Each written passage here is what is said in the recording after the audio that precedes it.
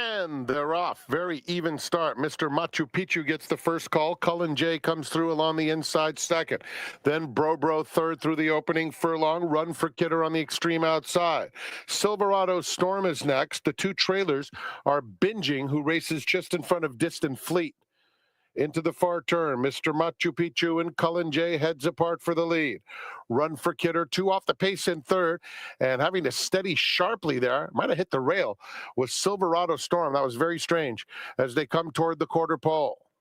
And it's Mr. Machu Picchu and Cullen J. They've been 1-2 the whole way. 2 lengths back, Binging is starting a rally with the white cap on the outside of Run for Kidder. They're a furlong from the finish, and Binging is picking up serious momentum, and he's coming gamely after the new leader, Cullen J. Cullen J in front. Binging trying to wear him down, and Binging right up to Cullen J. Binging, Cullen J. Binging defeats Cullen J. Bro finished third. Run for Kidder was fourth.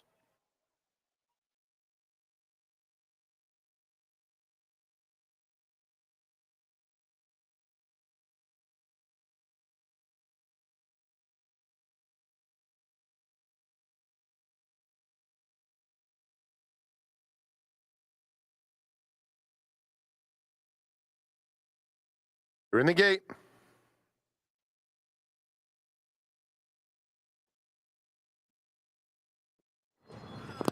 And they're off. My bucket list hopped in the air and had a very awkward start. A fast one for Candy's Wildcat. Even or even worse has some speed too. Momo's Kiddo comes away in third. Then Gross Profit. O Grade is fifth in the opening furlongs. Our Expectation next. Midnight Metal second to last. And my bucket list after that unfortunate beginning is the trailer. Around the far turn, it's Candy's Wildcat just in front. Even or even worse second. Momo's Kiddo with a beautiful trip coming after the top pair nicely now. And then it's 3 back to Gross Profit in fourth. The gray is Our Expectation. O Grade is next. My bucket list trying to rally from behind. Candy's Wildcat turns for home in front, chased by Momo's Kiddo. These two are 1-2 with a furlong to go. And my bucket list has come alive and come alive in a big way down the middle of the racetrack. Momo's Kiddo, 2-length lead. My bucket list moves into second. Momo's Kiddo, my bucket list on the outside. A race he could not win. He ran them all down anyway. Momo's Kiddo was second. Gross Profit third. Candy's Wildcat was fourth.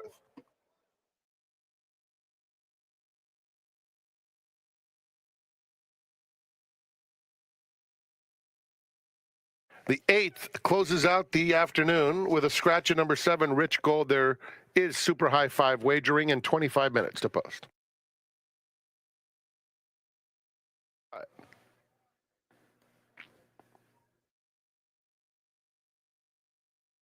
Let's have one more. All in.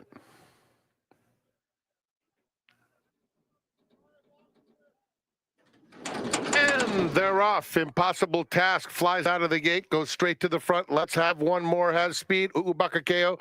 Kingmeister is there. And down on the inside, Aurelian Man also wants a piece of the early pace, but is just behind them as they move around the first turn. And it's Ubakakeo leading the way by a length and a half. Let's have one more. Impossible Task on the fence in third.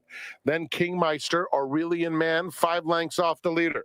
Here's Mother's Prayer inching up on the outside, 5 or so clear of Chief Wild Eagle. Old Triangle second to last, and Crown Magic at the back of the field. Close to 18 lengths covers them down the backstretch, and it is Ubakakeo leading by 3 parts of a length. And let's have one more. Impossible Task is next. Kingmeister, Aurelian Man, the same top 5. 2 more back to Mother's Prayer, who's by himself, 5 lengths off the lead. Another 4 lengths to Chief Wild Eagle. Crown Magic is out of last and making headway now. And Old Triangle, the distant trailer. Moving around the far turn, it's been a contest throughout. Here's King Meister on the outside. Making his move, he'll immediately be tackled by Aurelian Man, who has to go 4 wide to do so. Crown Magic really catching the eye. He is coming boldly. His mother's prayer has dropped right out of it. There at the top of the stretch, Crown Magic needing to find room in traffic, has to come and get King Meister in the final eighth of a mile. On the outside, Aurelian Man is still right there with him, and let's have one more is game 2. They're coming to the 16th pole. Crown Magic, Aurelian Man between them, King Meister. Crown Magic just in front. King Meister's going with him. It will be Crown Magic. What a ride from Frank Alvarado, making the difference over King Meister. Then it was Aurelian Man, impossible task, and let's have one more.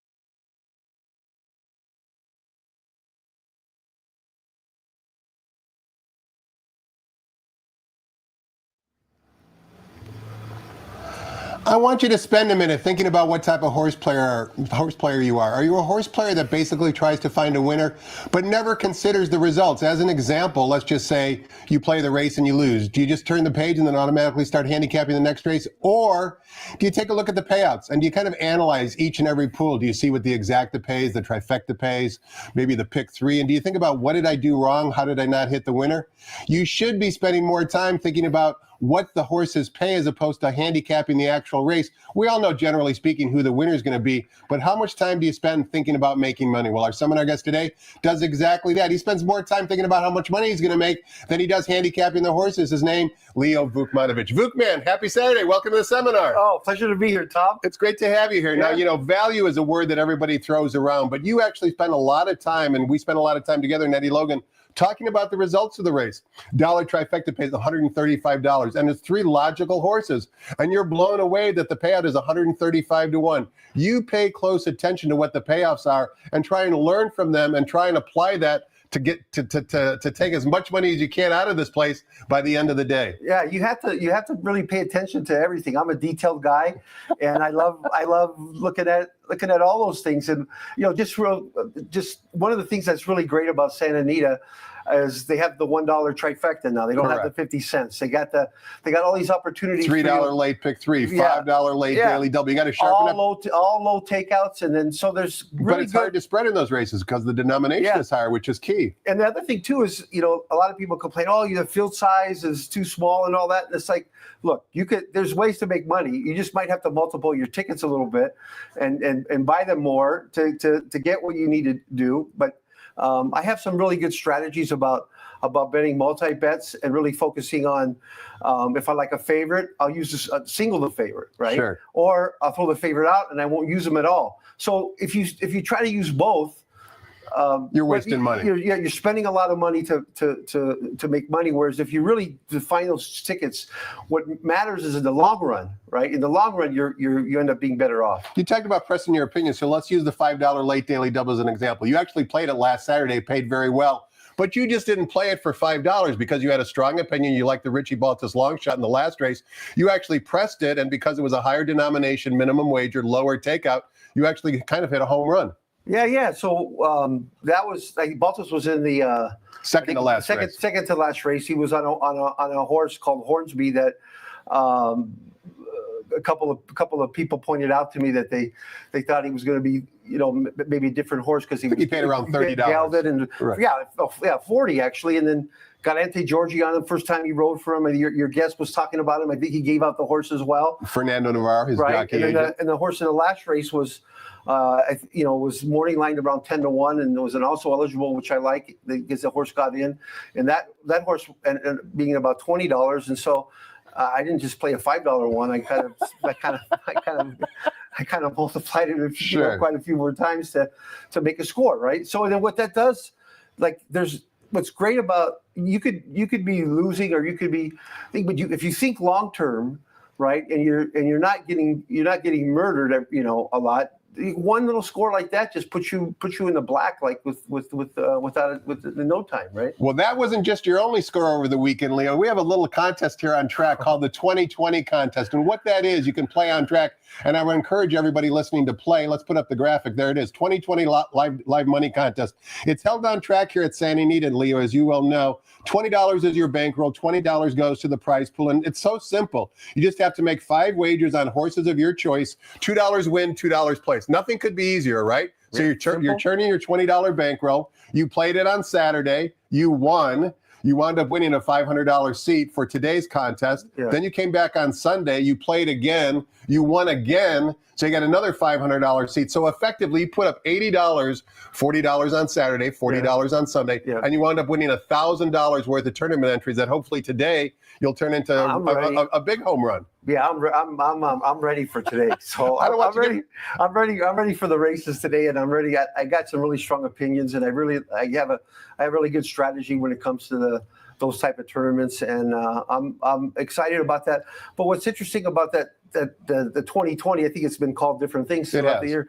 One of the things, a lot of guys that play it were in Las Vegas for the NHC. That's why you took advantage of it. I said, oh, you know what? There's an underlay, and we used to get anywhere between like 80 to 100 people to show up. We're not getting that same amount of people. So like normally we might have given away 2 entries, right? Or so used to give an entry and some money. But we talk about value, right? And that's a great value. It's not a lot of money. So you could be, even like me. I've been known to bet with both hands, but at the same time, here's an opportunity to. Why wouldn't you play it? Yeah, it's the participation level should be participation level should be much higher because everybody on track is playing at least $20 for the day. Yeah, I mean it's a joke, and the prize is astronomical compared to what you're investing. Yeah, and then you get the money back, right? Correct. It's not like you play 2-2 online, right? You don't get you pay an entry fee. And with this, you get the money back if the horse wins. So you get a $40 horse, right? I mean, you're getting the 40 plus a place price, and then so I ended up playing actually, for both days, even like about 2 entries, I still played for free, and got $1,000 worth of entries for a tournament. You keep what you win, as you indicated. Leo, one other question before we go break. Speaking about value, one of the things you pay close attention to, besides the payouts, is actually how the main track is playing. A lot of times you think it might be favoring inside speed. A lot of times you might think that it favors outside closers. That gives you value down the road when these horses run back, because if a speed horse is running up against an outside closer bias, you're going to be willing to excuse that per performance because you know how the track played. You pay very close attention to that. Yeah, I think the thing to pay attention to is like this track gets real deep, and when it's deep, you've been seeing lately what tends to happen a lot, where the horses kind of come a little bit off the pace. What about yesterday? Behind. We had a lot of deep closers. Yesterday. And then when it's tight, right? Then those horses get on the lead, and then the inside seems to be better, and you can't catch them. So you have to pay attention to that. And like you said, if you keep track, right, you'll catch somebody that was like on a deep closers track that quit, and then today maybe he's on the fast track, and then that's the advantage. It's not like sometimes bias gets overrated, and I think sometimes it gets too much. Like there's one race and a horse goes late. Okay, everybody's fast. Hey, guess what? There's it's all speed today. But you can't get overexcited too, because you have to look at the horses that are running as well, what kind of level they are, and that sort of thing like that. It's our pleasure to have the Vuk man, Leo Vukmanovich, as our seminar guest today. He's going to tell us who he likes on today's 9-race card, and he's done the work because he has 2 entries in the contest today. Good luck to all the contest players. But before we do any of that, let's toss the microphone over to track announcer Frank Miramati and get the early changes on today's card here at the Great Race Place.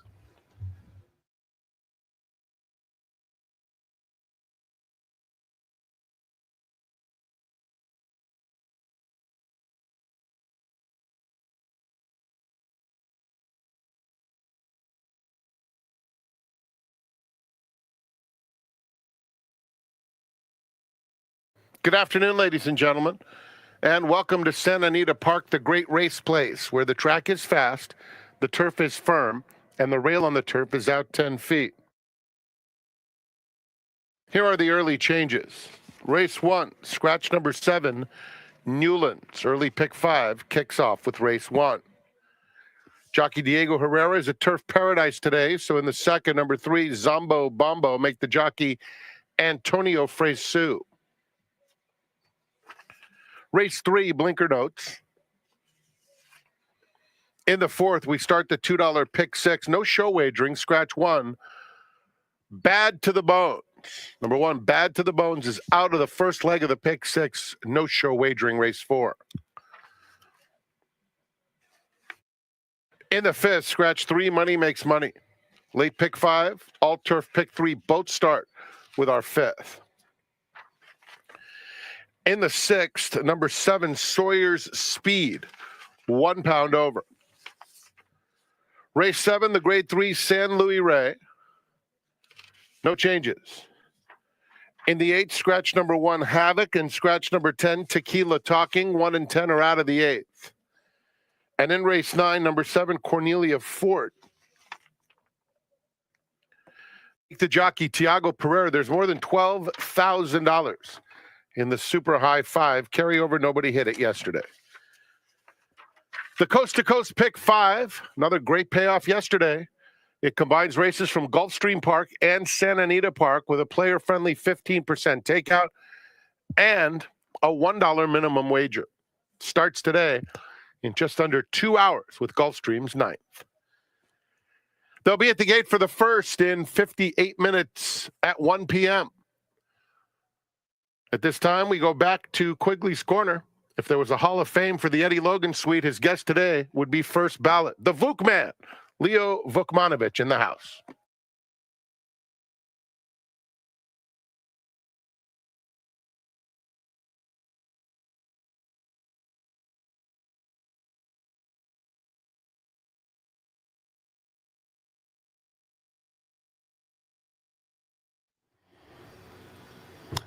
Welcome back. We're talking horse with Leo Vukmanovich. He is a thinking man's horse player, that's for sure. And Leo, before we take a look at today's 9-race card, as I mentioned in the opening, not enough horse players think about how much money they're going to extract for the day, right? They're just interested in picking winners. They don't pay attention to price. They don't have any sort of plan. It's really one of the pitfalls for most horse players.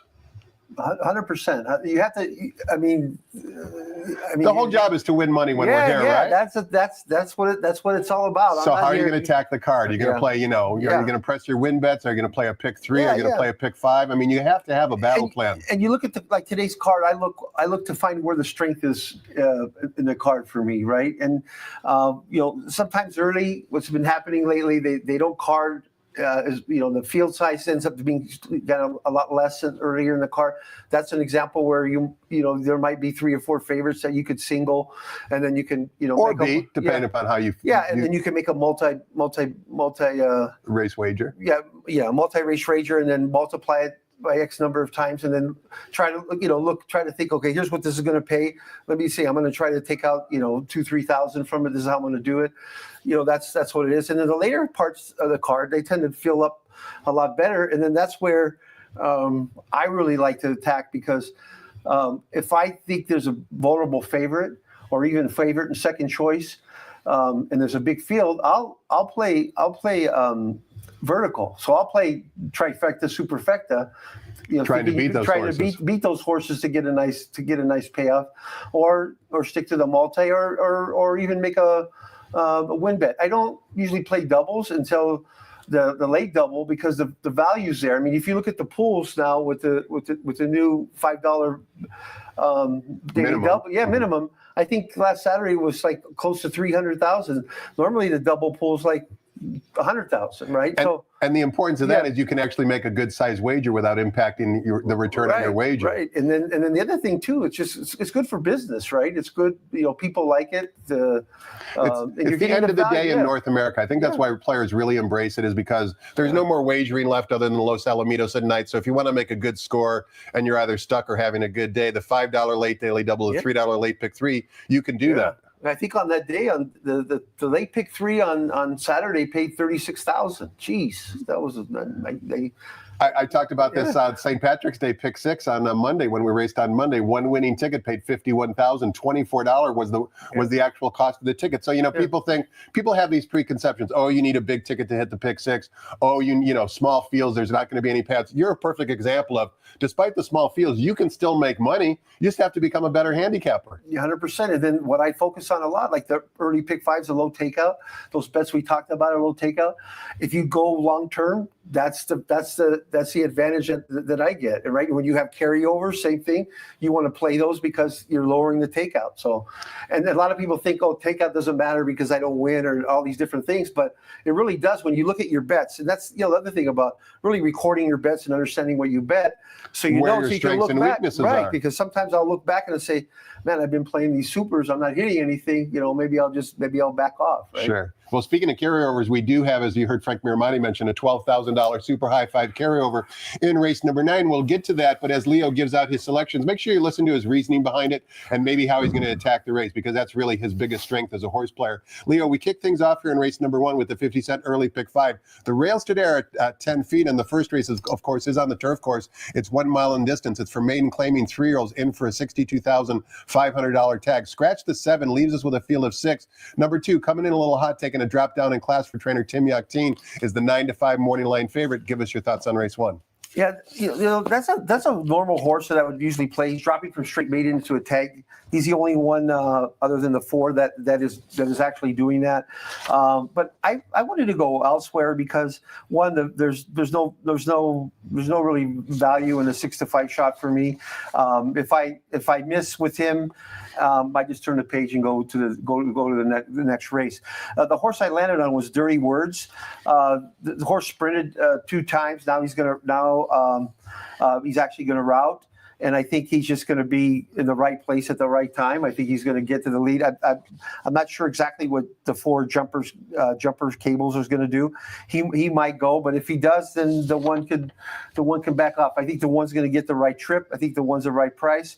And then for second, a horse that kind of intrigued me. I like Blinkers Off. This horse has been shipped. That's coming in from Turfway Park for Doug O'Neill. Number 5, flexible terms. Yeah, exactly. I'm gonna use him in multi-race rangers. And one of the things that I won't do, this is a good example, is I'll use the 1 in the 5, but I won't use the 2 on any of my tickets because in the long run, right? I'm gonna start putting favorites in all the time. You know, it's not. It's I'm going to lose money. You and your buddy in Las Vegas are famous for the quote about what happens when you bet favorites. Tell us what happens when you bet favorites. You win nothing or lose everything. That's from the legend. I understand. So 1 and 5 in race number 1, Leo. One other question for you. You mentioned Blinkers Off, and I've heard you mention this a lot. You do like a lot of runners that are taking blinkers off for the first time. Why is that? Like psychologically, why do you think that's such a good handicapping angle? I think what happens is I think it's just a change for the horse. And I like blinkers off compared to on. If you start looking at the stats, I mean, sometimes when their prices, I'll use a horse because he's got blinkers off. But I think what happens is when you make a change to a horse, so I'm hoping that they run faster. Sure. You know, it's like a whole new world, right? Yeah, they can see a little bit more and maybe they become more competitive. Yeah, exactly. Race number 2 begins at 50-cent early pick 4. This time we're sprinting on the main track. 7 furlongs is the distance. $32,000 is the claiming tag. Make the jack in number 3, Zombo Bombo. Antonio Fresu. It's a field of 6 and Zombo Bombo is the 9-5 Moy line favorite. Before we get your thoughts on the race, Leo, quick question for you. It's an interesting handicapping note on number 1, Valentine's Candy, carrying 113 pounds. That's because A, the bug boy rides this horse, and B, it's the only 3-year-old in the field. Does weight matter to you when you're handicapping a race? Nah, I don't. No, you don't pay a whole lot of attention. Okay, well, what did you pay attention to in race 2? Race 2 was an interesting race. You know, the first thing you're looking at the favorite, the favorite. Zombo Bombo. Yeah, no disrespect to the trainer, but he's been cold lately, right? And sure. So that's. I mean, I want to get the guy that's hot. I mean, if you look at this, the guy that's hot is starting to heat up is Vladimir Surin, and he wins races in bunches. Right, and he had a winner with the jock that he has here, Ray Luke Gutierrez, who ships in today when everybody else leaves. Yeah, and yeah, exactly. And I think I just think he's got some value. He's off a long layoff, and he ran one. Based on the workout comments, it looks like he's improving. So I look for him to run a big race at a decent price. He's 8-1, and your second choice is 10-1, drawn right inside of him, Mongolian Altoy. Yeah, and I use that horse a couple of things: blinkers off, and then the race, that El Rey race. Even though it's turf and he's dropping way down, that race is such a productive race. First 3 finishers all came back to win. Yeah. So that was the other reason why I use that horse, and the horse, the other short price horses on the inside. I didn't care for them, and then the inside sometimes is tough to be on the inside. So we've gone through 2 races where you don't like the favorites. So strategically, let's first talk about how you're going to attack the first 2 races. Will you make win bets? Will you make daily double bets? Will you bet a 50-cent pick 5? I know some of it is based upon what the odds will be as we get closer to post time, but just generally speaking, how would you attack the first 2 races? For me today, what I'll do is I'll focus on the early pick 5. The low takeout early pick 5, and I'll focus on that. And so I'll put together. I might use. Will you put together one ticket or multiple tickets? Just one ticket, maybe multiple times. Okay. That's probably what I'll do. And I'll use like the 2 that I mentioned in the first race and the 2 that I mentioned in the second race. And then if I'm in a situation from there, maybe later on, like when we talk about the 5th race, I'll spread. I think that's a race that I have a hard time coming up or having a strong opinion about, where maybe I could spread and have a group of horses that may may not include not include the favorite. I got you. Yeah. Okay, let's turn the page. Take a look at race number 3, Leo. We're back on the turf course. 6 furlongs is the distance. It's a starter optional claiming race. A field of 6. Number 5, News at 10 from the John Sadler barn is 8-5 on the Maury line. How'd you see this race? Yeah, this race is a race I have a strong opinion about.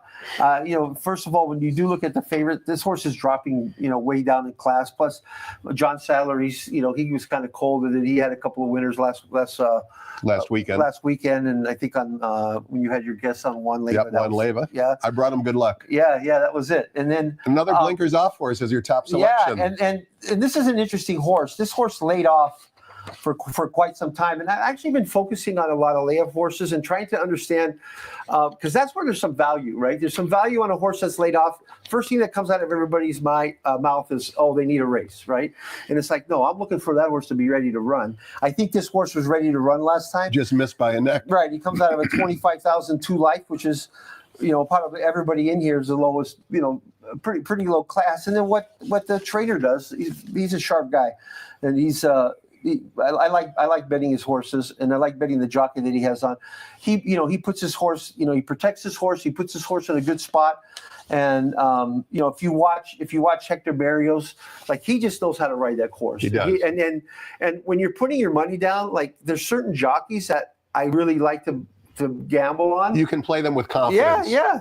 And other Hector's jockeys, one of them. And other jockeys, not so much confidence. Yeah, and like Teoga is a great example of a guy that you get huge value with all the time. That you have to be careful sometimes on the outside. He gets stuck outside. It's tough, but he's riding really well right now. You like jockeys that aren't overbet. Ayuso right now, he changed jock agents. Sure did. Mike's doing a good job. Yeah, he's doing fantastic. He caught fire, and those guys, I was sitting next to him in the paddock, and you could just tell when they come by how intense they are and how they're really focused on focusing on winning races, and that's who you want to put your money on. Somebody that's doing all the work. Right. Let's see who we want to put our money on in race number 4. That's because it's the first leg of the $2 pick 6. We're going 1 mile on the main track. It's a starter optional claiming race. Scratch the 1, leaves us with a field of 5. Number 5, Mr. Disrespectful, is 6-5 on the Maury line. First time going 2 turns. What say you about race 4, Leo? Yeah, race 4. So with the scratch, right, there's 4 horses, and I think yesterday I didn't participate in any way in the races. I have some obligations. I have some grandkids that I like to take care of. Family first, that's for sure. Yeah, and But you paid attention to the races. Yeah, I take the day off. I watched all of them, and one of the things that happened yesterday, there was, I think, 8 vet scratches yesterday. So one of the key things as a player that you need to do if you're going to do multi-race races is, if you get, like, the second race was a good example. There was a 1-9, and then you ended up on another horse that Fire Band from the Brian Corner barn. Right, and the horse that you ended on didn't win, which you don't want to win, because everybody, now they just doubled up on everything. Correct. With all the favorites. And so what you want to do, especially on track, I know you can do it. I think some of the ADWs, you do it where you use the alternate, right? Correct. You put an alternate in. Correct. So you don't get the favorite if you don't like the favorite. Right. You get somebody else, because sometimes you don't want to be on the favorite. That's why you bet against them, right? And you end up getting them, and then usually what happens is they run up the track, right? So in this race, I have a strong opinion about a horse in here, and it's actually not the favorite, Malibu Rocks. I really like this horse a lot. He was claimed by Rafael De Leon for 40,000, and he shot him way up in class. And he ran 4th out of 5 horses. He didn't break very well, and then he gets him back in a spot where I think he really could win and do some damage. And I think he's one of the horses in here that really can control the pace, right? So it's all up to Kyle Frey. Kyle Frey to get the job done here. The favorite on the outside.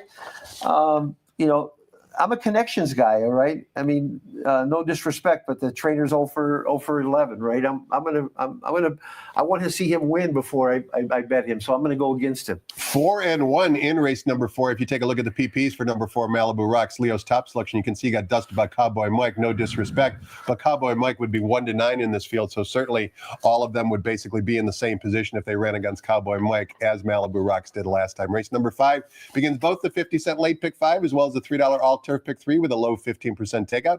And we kick both wagers off, sprinting 6 furlongs in the turf course for allowance optional claiming types, non-winners of 1 other than. Scratch one of the 2 Mark Latt runners. Number 3, Money Makes Money, has been declared out of the race. Number 5, Zeus's War from the Tim McKenna barn with just 1 workout since his last race is the 2-1 morning line favorite. Another vulnerable favorite here. Yeah, I think so. And but again, it's not so much the vulnerable favorite. I just like other horses a lot better. And Tell us who they are and why. The trainer is very capable on the favorite. But No doubt. I'm looking elsewhere. But this is a race where I think there's a spread in the early pick 5, and I took a shot with the 2-horse agency. What was interesting about him is I think he just he come off a layoff since October. He ran him on the dirt. This is obviously a turf horse. I think the horse is dropping weight. Is dropping down in class, and I think too the other thing is just some of the workout comments. He looks like he's improving some, and the price is right. So there's good value in the price here. I like the 2, and then the other horse I landed on was the outside horse. I think he's a controlling speed. Peter, I think he's another guy that's starting to heat up. Who was cold for a while, and I think he just controls the race shape here and the speed here. And I think he's the one that's going to obviously try to take them all away. If somebody else goes, he could sit right up. But those are the 2 I ended up on. I'll probably use some of the other ones. A guy that's cold right now who I have a ton of respect for, Phil D'Amato. He's got the 1 at a big price. Sometimes that's all you need is something like that to wake you up, right? And then player B was maybe somebody too that tends to, with that jockey, will give a good effort. Race number 6 begins the 50-cent late pick 4. We're spreading 6.5 furlongs on the main track for maiden claimers. $20,000 is the claiming tag. Number 6, Broadway Unions from the Adam Kitchenman barn is the 2-1 morning line favorite. 8 ways you can go here, Leo. Which way you going and why? Yeah, I think I like the horse here. What is it? Stepbrother. Stepbrother Austin. Stepbrother Austin, right? I think the drop. Blinkers off. That's blinkers a off. shot. Drop in class. 8 days. Big work. There's no shot that he'll be 6-1. I think he's going to be the favorite in the race. Wow. But hopefully we'll get something close to 2-1 or above. But I think he's going to get bet. I think he's got the right. I think he's just let's go. Let's get this done. Let's get a win for this horse. If 6-1 isn't good enough for you, Leo, your second choice, number 7, Sawyer Speed, is 30-1 on the morning line. First time Lasix. What do you like about him? Yeah, I just took a flyer because there is not a lot of speed in this race. In this sprint, and this horse is from Pleasanton. He took the lead, and if you were watching Pleasanton, a lot of the races were run off the pace. A lot of them were. It was hard to go wire to wire there. This horse opened up by 3 lengths for the level, and then got caught. He gets Lasix, and then what was interesting. The workouts, the 59-1, you got a 59-1 and 59-2 bullet workouts. If you've been noticing those horses that have been working that good, that they've been running here. I think Tiago was on one upset on Monday that was a 15-1 You're shot. correct. Yeah, correct. yeah. So that I took a flyer with him. I don't know if he could win, but I think what he could do is get the lead and then maybe stick around for second or third and get a nice trifecta or superfecta. Race number 7 is our feature race on today's card. It's the Grade 3 San Luis Race Stakes, going 1.5 miles on the turf course. It also begins a $3 late pick 3 with a reduced 15% takeout. A good field of 8. The Breeders' Cup veteran, number 6, Gold Phoenix, makes his 2025 debut. 7-5 on the morning line. Thumbs up or thumbs down on the favorite here, Leo? The favorite here, I don't think this is his right distance. And he's 0 for 3 at the distance so far. Those guys are all about winning at Del Mar. Quite Little red feather. Yeah, so I think they're gonna gear up for. I think they're going to gear up for Del Mar. And I'll be on that horse when they get to Del Mar, but today I'm not. I'm going to take a shot against him because the price is so short. I think there's going to be an abundance of speed in here. Boy, this race has changed over the years. I remember back in the day. Of course, Charlie Whittingham, Bill Shoemaker. Yeah, then they go from here to the San Juan Capistrano. Those were the days. I think I like the one, Wizard of Westwood. Too funny. I was at UCLA last night watching the baseball game. Jackie Robinson Field. Yeah, and but I think this horse just trips out. I think this horse just is going to get the trip. I think the jockey's going to be ready to win a stakes race here, and I think he's just going to trip out and get the right trip. and just sit on the inside and go the shorter way around 3 times, and then make a big run at the end. And then the other horse I like too was on the outside. What is it? Battalion? Italian, yeah. Thanks for stepping in there. Same thing. The jock. I just think he's gonna just be be able to just have good race shape, good pace. Just sit off the pace and then make one run with that jock. And that what's really good about Hector Barrios is I never he'll get that horse in the right position to win. If the horse has the goods, he'll win. If he doesn't, he doesn't beat himself. No, and so many times in the turf. I'll never complain about a jockey because I've never been on the back of a horse, so I'll never complain about a jockey having a bad ride, where a lot of people do. But he's always giving you the right effort. There was a horse on Monday that I liked, and he gave a perfect trip, and he just didn't get there. But he did everything he could right to try to get the win, right? He's a $2 player's best friend, that's for sure. Race number 8 begins the $5 late daily double, also with a reduced 15% takeout. And that wager commences in race 8, spreading 6.5 furlongs in the main track for $20,000 claimers, non-winners of 3 races lifetime. Scratch the inside and outside. Scratch numbers 1 and 10. They will not compete. Leaves us with a field of 8. The morning line favorite, number 8, Jerry Spirit, taking a somewhat suspicious drop in class down to the $20,000 level, is the 7-5 morning line favorite. Before we get your thoughts on the race, Leo, I wanted to show a replay that a number of these runners exit. Specifically, this race was back on February 23rd. The runner I want you to watch in the replay is going to break from post position number 6. You'll see when they break from the gate that Navy Man takes up out of the gate and puts in a tremendous late run to finish 3rd. That race, or that replay we're about to watch, was at 6 furlongs. Today, he gets an extra half furlong to work with. You be the judge and watch Navy Man break from post position number 8 as we listen to Frank Miramati describe the action back on February 23rd. And they're off. Prince Prancelot and Tequila Talkin' are both very alert out of the gate. Haywood in the yellow comes through to challenge this pair, and now it's Haywood in front. Prince Prancelot alongside. Magic Account is in that firing line too as they run down the back stretch. Tequila Talkin' is 5 wide, so there are 5 vying for command. Magic Account is in the middle of them as they head past a half-mile pole. It's another 2 back to Immelman. Make it 4 lengths back to Immelman, who's on the inside of Blue Cheese Olive. That pair is followed by Carol's Comic. The gray trying to mount a bid from well out of it. 5 clear of Navy Man. And Rogue Sun is at the back of the field with a 1/4 mile to go. And Man Child and Frankie Dettori have taken over. They'll be confronted soon by Tequila Talkin' on the outside, who's running a good race. In behind them, Magic Account, Carol's Comic grinding away. And he is still in with a chance inside the furlong pole from the back of the field. Even Navy Man is starting to close stoutly, followed by Rogue Sun. 16th pole, Dettori all over Manchild for his man Papa Padromo, and Manchild scores. Tequila Talkin' second, Navy Man third. Leo, Manchild went wire to wire under Frankie Dettori, but as we watch the gallop out, here comes our friend Navy Man, kind of picking up steam after blowing the brake. And of course, Carol's Comic was in the mix as well mid-stretch, as you heard Frank Miramati say. This is kind of a wide open race. I kind of hinted that I thought the morning line favorite, Jerry Spirit, was a bit vulnerable. You agree with that assessment? Yeah, it's very suspicious, right? And I think just you want a horse to go the other direction, and you want to move up in class, not drop down like. I don't see why they're giving up on him so quickly. Yeah, well, there's got to be something wrong. That's what I'm reading between the lines. Right. Yeah. I would assume that, and I will assume that he won't be on. And we're going to put our money behind that theory. Right. But if you like him and you still think he is, that might be a horse that you would just single. Right? If that's what you think? Yeah, that's what you think. Because the rest of them are all pretty much. They kind of look all the same. Yeah, they're interchangeable. I mean, so I ended up going with the 2 Navy Man. I just think that he's just a better horse compared to the rest of them. And then the other horse I used comes out of the same race, Carol's Comic. So he gets beat by like 2 1/4 for the win, right? Or actually like 1.5 lengths, he gets beat by Navy Man, although Navy Man got pretty much left at the gate, and then he's 30-1. He's 30-1 morning line. So when you talk about value, and I think the other thing too is, again, this is a big field where you could bet vertical, where you could bet exacta tri super, right? And then here's a horse where I think might get in that at a huge price. So that's what I'm looking to do is get those two horses on.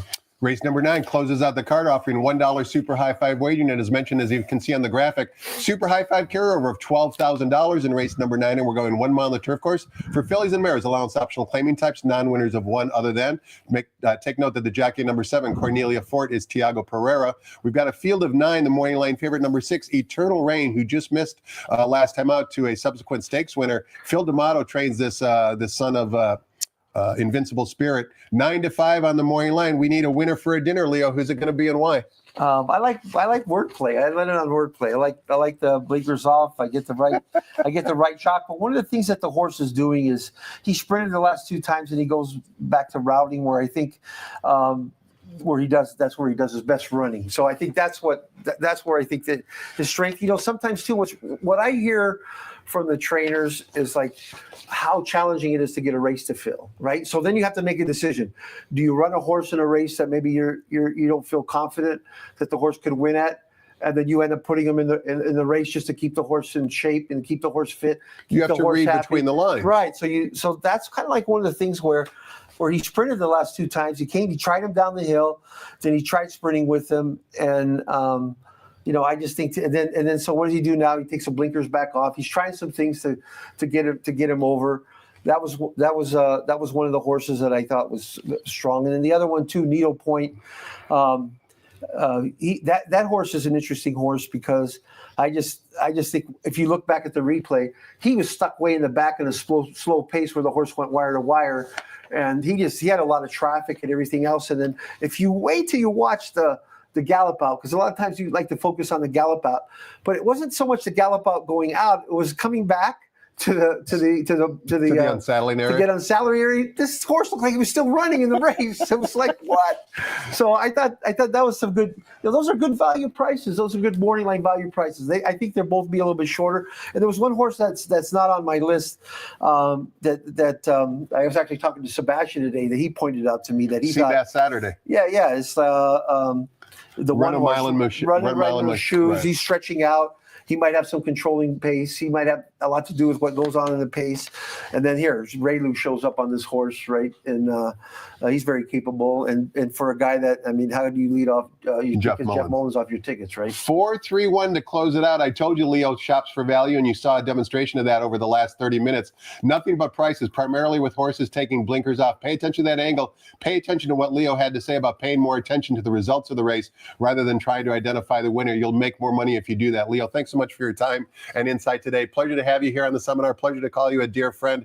Keep up the great work, and I hope you crush it today. Yeah, thanks, Tom. I'll be looking to be in the winner's circle. Thanks to all of you for watching as well. Hope you enjoyed it. One more wager to consider. Did you see what the Coast to Coast paid yesterday? In excess of $10,000 with 3 favorites winning here at San Anita. Today's sequence begins with Gulfstream Park, race number 9. Again, we're offering 3 races from San Anita. Low 15% takeout, higher minimum. That's been the theme of this seminar. Get involved with those wagers. They always pay well. Thanks for watching, everybody. We'll see you tomorrow.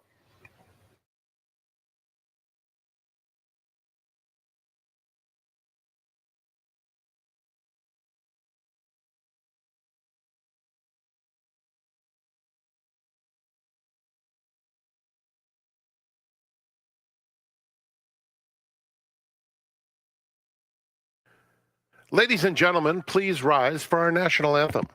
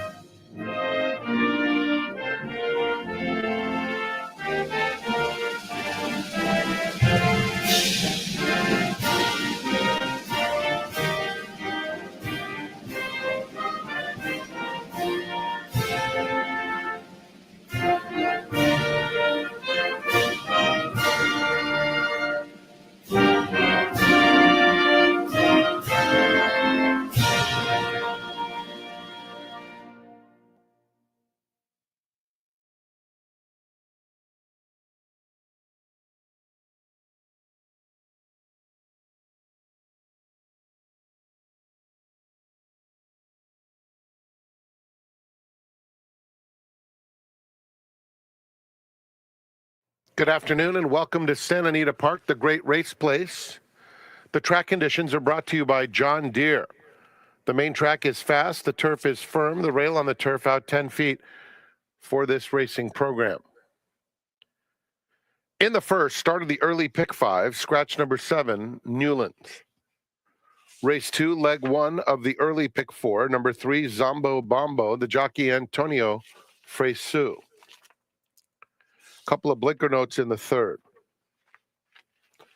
In the fourth, $2 pick 6 wagering offered. No show wagering with the scratch of 1, bad to the bones.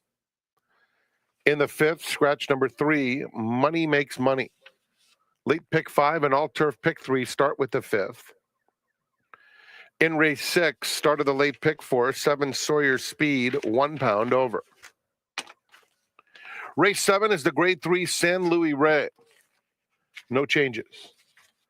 The 8th, scratch 1 Havoc, scratch 10 Tequila Talkin'. 1 and 10 out of the 8th. And in the 9th, there's $12,076 in the Super High 5 carryover. 7 Cornelia Fort, the jockey Tiago Pereira. Enjoy your day at Santa Anita Park. They'll be at the gate for the opener in 27 minutes.